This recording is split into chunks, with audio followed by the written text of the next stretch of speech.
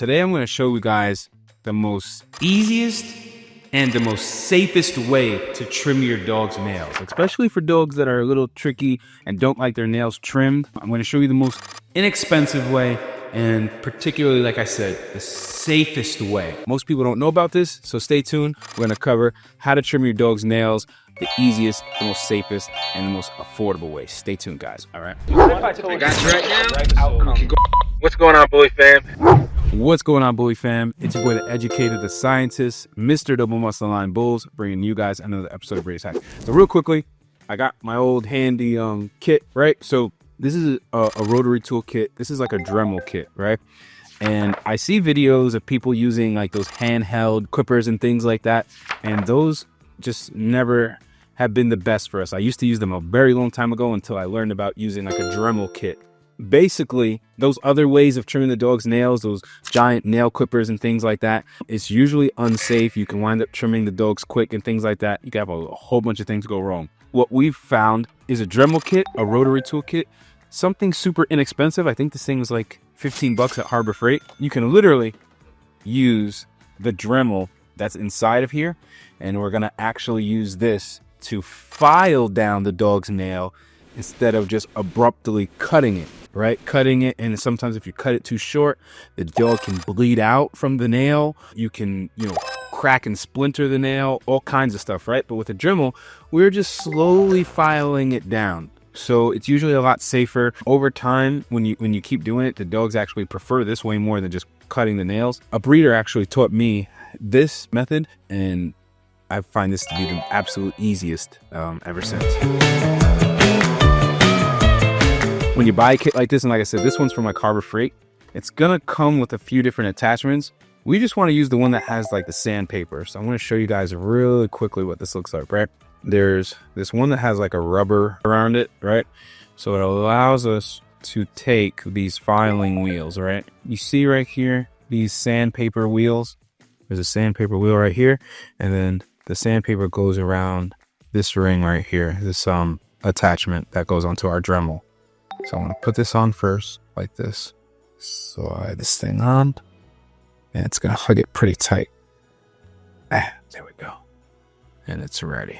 All right, so the first thing that we're gonna do to get our Dremel set up is I gotta press down on this, and it keeps this from spinning. So I wanna twist this off like this, right?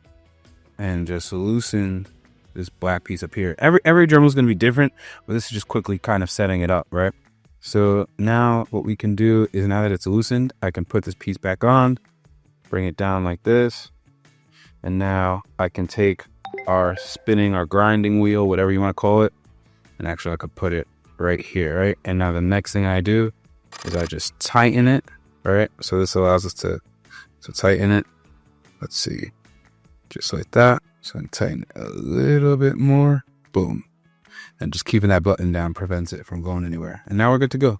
So now it's as simple as that. So now we're going to go ahead, and we have our grinding wheel attached to our Dremel. I'm going to go ahead and plug this in now. Some of these are wireless, but we're going to go ahead and plug this in. And you want to just make sure also it's on a lower setting. You start at a low setting, and then you can start to increase it if you need to. So let's go plug it in and go ahead and trim our old-time females' nails. All right, guys. All right, so now that we got our Dremel ready, I'm going to go ahead and plug it in. Again, some people use a battery-operated one. This is 15 bucks at Harbor Freight. The ones that they use for pets, like you could be spending an upwards of like $100. The one thing you want to make sure you have, though, is quick stop powder, right? So sometimes when trimming dogs' nails, you can trim it too short, especially with those cutters for the nails. They'll start to bleed. So quick stop powder is like a clotting powder that you can put on the nail that'll stop it from bleeding. I've never had the issue once we started using the Dremel, but we always just have it just in case. So when you're trimming the dog's nails, you should always have some of this close by just in case. We're gonna put it at the lowest setting first, and it's on, ready to go. So I'm gonna hold her paw while she goes ahead and files it down, and just tell me how you need me to hold it. So the thing is that you just want to file it down.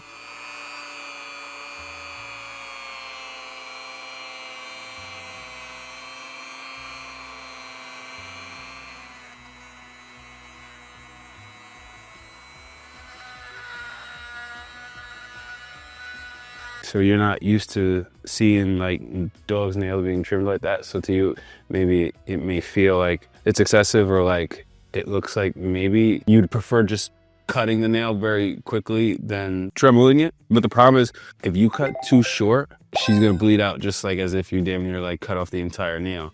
Where at least if you're filing it, you're slowly shaving it down, so that then, you know, if you do start to see a little bit of blood or whatever the case may be, you could quickly put some quick stop. Like, you're not making as big of a chunk of a cut versus those things, you know what I'm saying? And actually they really don't like that one. They really don't like that one because like, it's just, imagine like a big chunk of your fingernail just being chopped off. Like, you ever go to the massage place? That's actually the best example. You ever go to the massage place and they like file your fingernails down instead of just chopping, you know what I'm saying? So it's similar to that, filing it down. It's just getting the dog used to it over time, you know what I'm saying? If it's something that the dog is older and you've never done this before, then it's gonna be a little bit more difficult. It's gonna take sessions to get them used to it. Like in the beginning, like I remember with her, like we just had to turn it on. And like at first it would bother her, but then over time it was like, okay, I could turn this on around her and she'd be okay. Next was like sessions of putting it near her and just touching it on her fingernail and just getting her aware and understanding that this isn't gonna harm her, this isn't gonna hurt her. And I'm using this so I don't have to use something that is a little bit more dangerous when it comes to trimming their nails. You put it on the slowest setting, and that's usually fast enough. The thing that I just try to keep an eye out for is that this paper doesn't start to get too dull, but it takes time for these to go dull, this like sandpaper looking thing. But usually you keep it on the lowest setting so it's not like filing the nail too fast, and you're usually good. I know, like I said, I know a lot of breeders who do this for like their show dogs and stuff like that. Mercy's annoyed because she really just doesn't want to have to sit still right now. But yeah, this is like, in my opinion, the most humane way to do the nails. You do smell like the look at this, right? You see the powder that's on this, that's because her nails have been a little overdue to be done. So I had been on the road for a little while, so I wasn't able to help her get these done. But as you can see, like, I know that's what you're smelling, right? So you will smell that, but I just think it's a better way.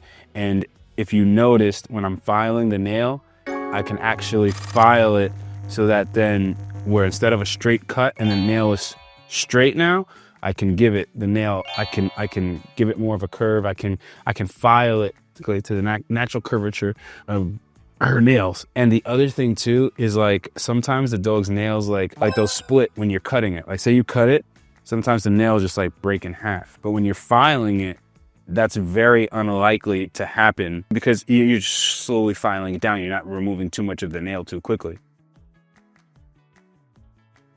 So like some pro tips with doing this though is you gotta make sure, that's why I have my wife here, because you gotta make sure someone's securely holding the dog so she doesn't want to take off or whatever the case may be.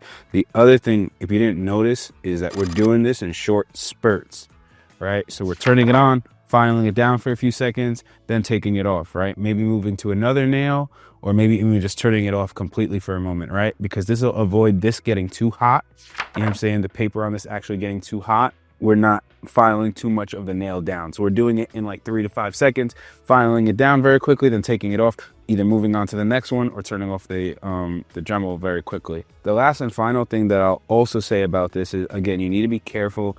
Don't apply too much pressure to file the nail. Allow the tool to do it itself, right? By the speed of this thing, it's gonna naturally, slowly file the nail. And if you put too much pressure, again, you could actually wind up doing more harm than good. So you do need to be cautious and just allow the tool to do its job, and it'll file the nail for you. So you don't have to apply, you know, like a whole lot of pressure. The reason why this is safer than traditional nail clippers is because it's a lower risk of cutting the quick. With clippers, one wrong cut, one wrong snip can hit the quick, and that's the blood vessel in the nail, causing pain and bleeding. The good thing about the rotary tool is it gradually grinds the nail down, giving you more control and time to stop before you reach the quick. Another benefit of using the rotary tool or the Dremel is that the grinder smooths the nail tip as it shortens it. So it's safer for you, it's safer for your dog, safer for your furniture when the dog jumps on you, jumps on your furniture, whatever the case may be. Clippers often leave sharp or jagged edges. And the thing is also with this Dremel, this rotary tool, it's better for thick or dark nails. The dark nails make it hard to see the quick, where grinding lets you work in layers, watching for subtle changes in the texture or color that indicate like you're getting close to that blood vessel. The last two things I'd say is like there's less pressure on the nail. So with regular traditional clippers, you can crush or splinter the thicker nails. With the rotary tool, for example, it applies consistent but gentle friction, which is often more comfortable for the dog. And the last thing is it's just less startling. So while some dogs are scared of the noise at first, many prefer the grinding once they get used to it because it doesn't cause the sudden pressure or snapping feeling that the clippers do on the nail.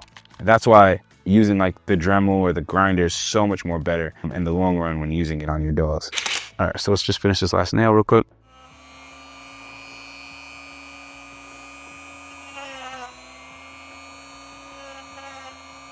I really should have did a before and after, but this is just to show you guys. You see how they're filed down now. We had no bleeding, no issues whatsoever. And actually the more you trim the dog's nail, the further back the quick will actually go. But I just wanted to show you guys this real quick. It's made our lives a million times easier when it comes to filing the dog's nails.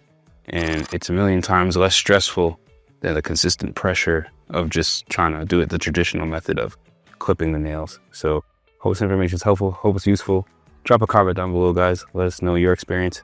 And I'll see you guys on the next episode of Breeders Hacks. All right, guys.